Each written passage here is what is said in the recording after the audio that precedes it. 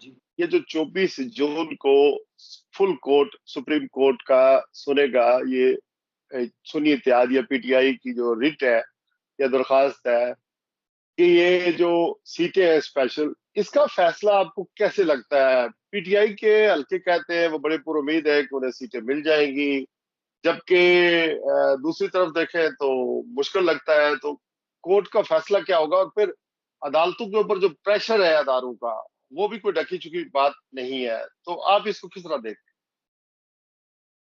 शिराज साहब, supreme court या किसी भी बेंच का फैसला जिसकी सरबराही जो है काजी फायजी साहब कहेंगे, उसका तो कोई फैसला पीटीआई के हक में आने से रहा।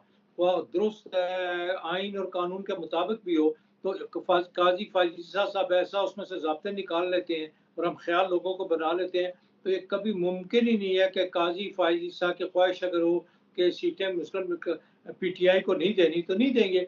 फिर वो कहते हैं कि अगर 2/3 अक्सरियत हो जाएगी और ये सीटें पीपल्स पार्टी और नून लीग और जमीयत उलमा इस्लाम को दे दी जाएगा, जैसे सूबा सरहद में 1 सीट जो पार्टी जीती है उससे 2 सीटें और मिलेगी, तो उसकी 3 हो जाएगी ये सीटें देने के बाद। तो फिर आइन में तरमीम होगी, आइन में तरमीम होगी तो फिर चीफ जस्टिस पाकिस्तान को एक्सटेंशन या उम्र में इजाफे का वक्त भी मिल जाएगा। लिहाजा यही कहा जाता है मुबैना तौर पर कि काजी फायज ईसा का ज़ाती मफाद है, लिहाजा उनको ये सीटें देंगे ताकि उनकी 2/3 अक्सरियत हो जाए और अपनी मर्जी से जो भी आइन में तरमीम चाहे वो कर सके और उससे उनको भी फायदा पहुंचे। हैं? मफाद आमा की बात नहीं है, जाती मफाद की बात है। जाती यहाँ स्टेक्स हैं, इस वजह से फैसला आएगा, आप ये कहना चाह रहे हैं?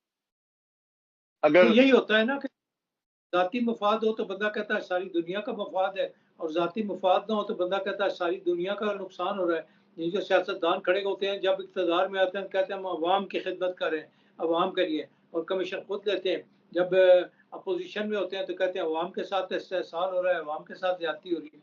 तो अपनी ज़ात ही अवाम होता है और अपनी ज़ात से बाहर निकल कर वो सोचने और समझने के लिए तैयार ही नहीं कि है। अगर स्पेशल सीटें पीटीआई को मिल जाती है तो हुकूमत अपनी अक्सरियत लूज कर देगी।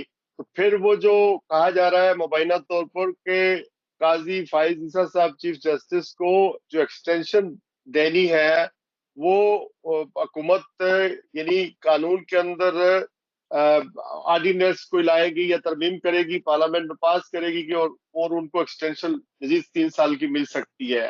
मैं यही समझाऊंगा। देखिए, उसके लिए ऑर्डिनेंस नहीं लाता, आइन में तरमीम करनी पड़ती है। चीफ जस्टिस की उम्र को बढ़ाने के लिए या उसको एक्सटेंशन देने के लिए आईन पाकिस्तान में तरमीम करनी पड़ेगी। उसके लिए 2/3 अक्सरियत दरकार है, उसके लिए ऑर्डिनेंस नहीं आ सकता। लिहाजा वो अगर सीटें मिल जाती हैं पीटीआई को और सुन्नी इत्तेहाद को नहीं मिलती है, तो फिर हुकूमत को अक्सरियत होगी, 2/3 अक्सरियत से वो आइन में तरमीम कर सकते हैं। पर्सन स्पेसिफिक फैसले होंगे।